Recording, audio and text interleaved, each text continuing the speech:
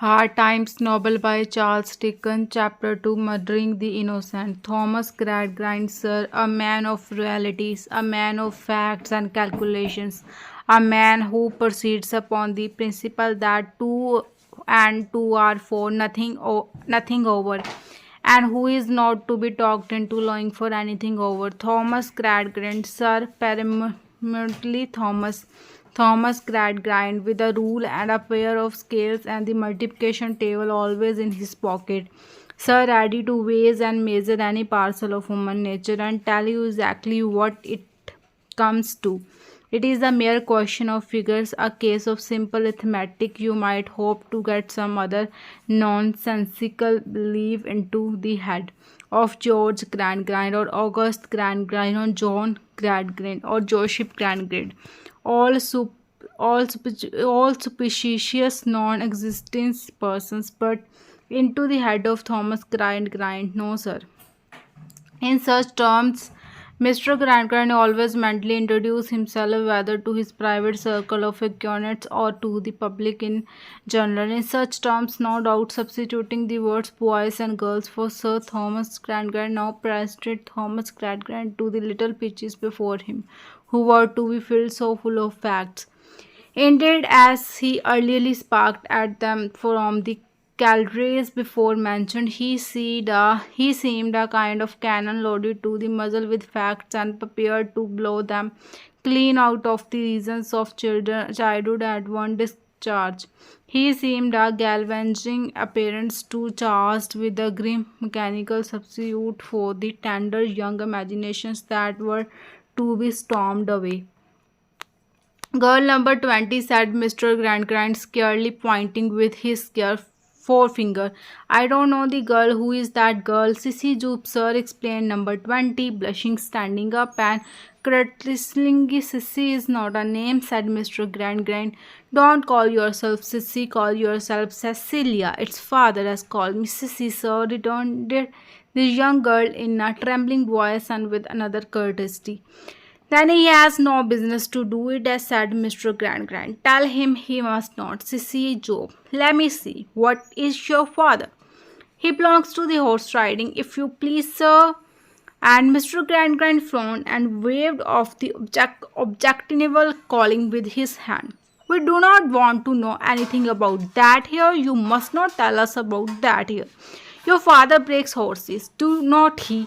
If you please, sir, when they can get any to break, they do break horses in the ring, sir. You must not tell us about the ring here. Very well. Then describe your father as a housebreaker. He doctors sick horses, I dare you. Oh yes, sir. Very well then.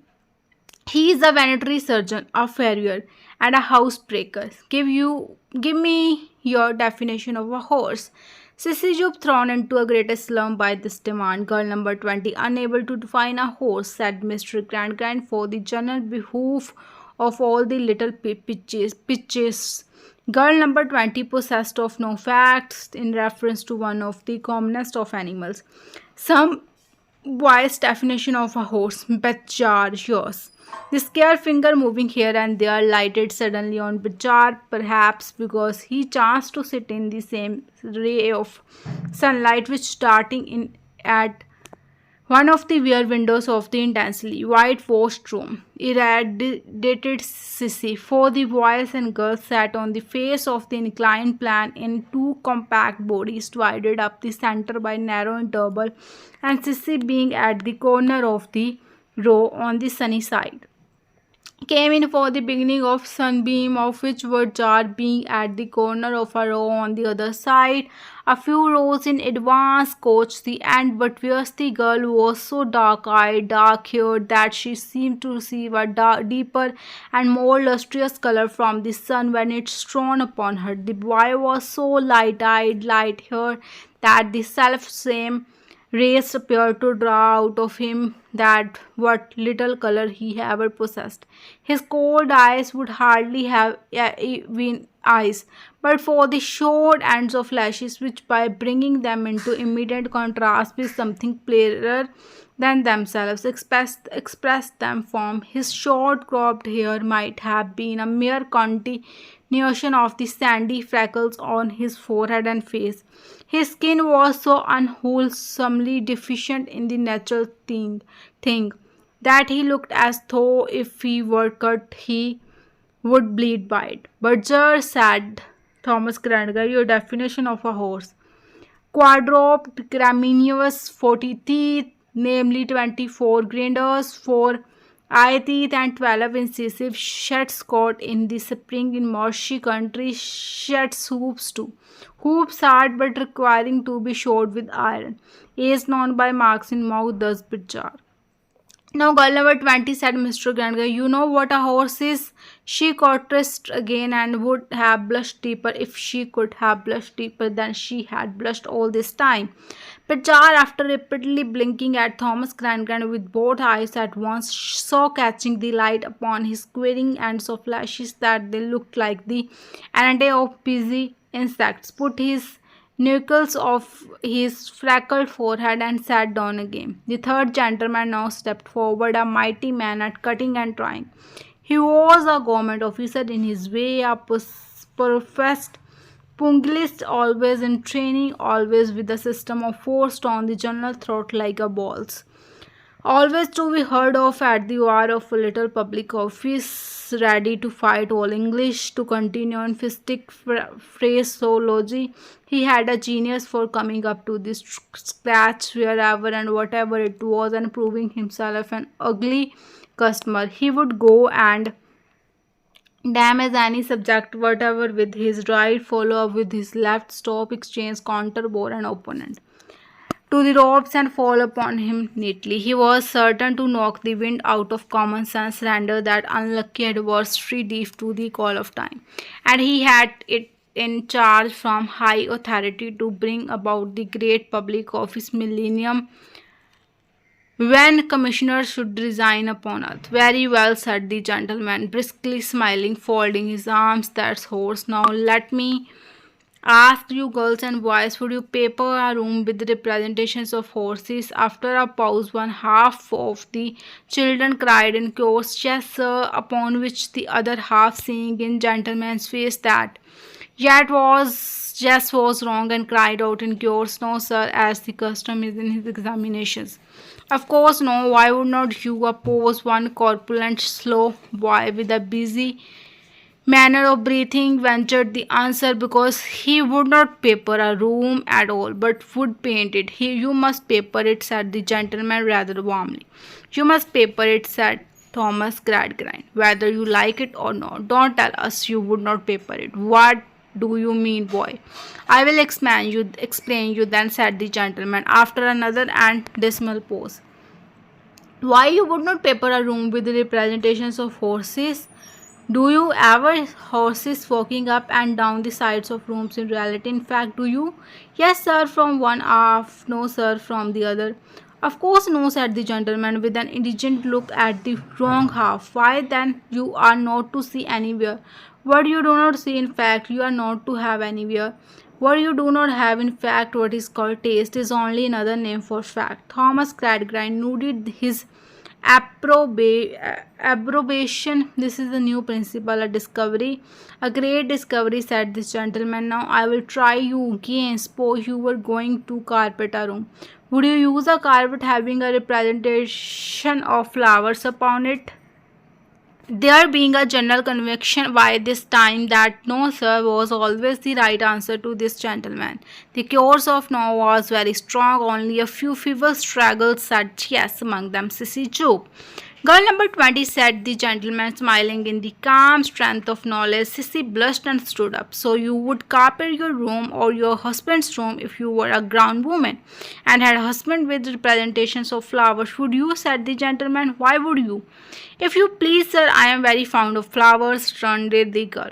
And is that why you would put tables and chairs upon them and have people walking over them with heavy boots? It would not hurt them, sir. They would not crush, and whether, if you please, sir, they would be the pictures of what was very pretty and pleasant, and I would fancy. What you must not fancy, cried the gentleman, quite elated by coming so happily to his point. That's it, you are never too fancy. You are not Cecilia Job. Thomas Grangrand solemnly repeated to do anything of what kind. Fact, fact, fact, said the gentleman, and fact, fact, fact, repeated Thomas Gradgrind.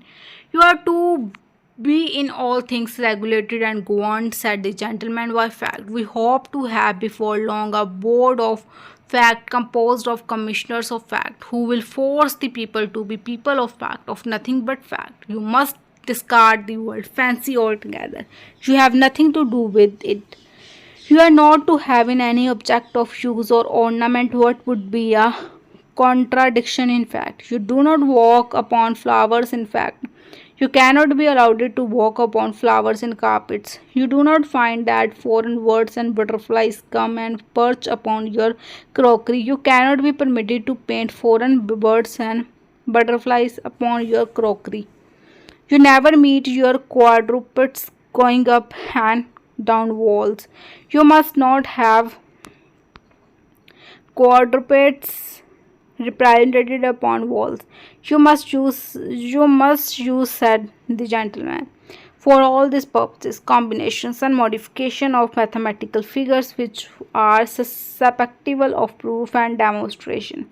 This is the new discovery. This is fact. This is taste. The taste crystals and sat down. She was very young and she looked as if she were frightened by matter of fact prospect the world afforded. Now, if Mr. M. Chocum Chide, said the gentleman, will proceed to give his first lesson here. Mr. Grand, I shall be happy at your request to observe his mode of procedure. Mr. Grand was much obliged. Mr. Cockham Chide, who only wait for him. So Mr. Cockham Chide began to his best manner. He and some other 140 other schoolmasters has been lately turned at the same time in the same factory on the same principles like so many Panofort legs.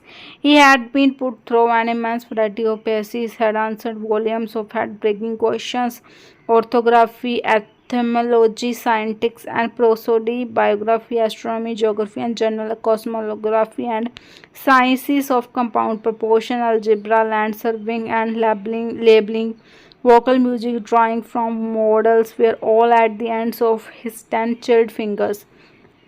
He had worked his stony way into Her Majesty's most honourable privy council's could you be, and had taken the bloom of the higher branches of mathematics and physical science, French, German, Latin, and Greek. He knew all about all the watersheds of all the world, and all the histories of all the people, and all the names of all the rivers and mountains, and all the productions and manners and customs of all the countries, and all them boundaries and varying on the 32 points of the compass.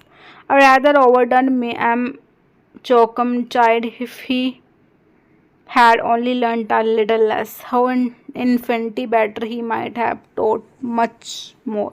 He went to work in the preparatory lesson, not unlike Morginia in the 40 Thieves, looking into all vessels ranged before him one after another to see what they contained. Say good M. Cockchild went from the boiling storm, those salt fill each jar brimful by and by. Those thou think that thou wilt always kill, outrage the robber fancy lurking within, or sometimes only maim him and distort him.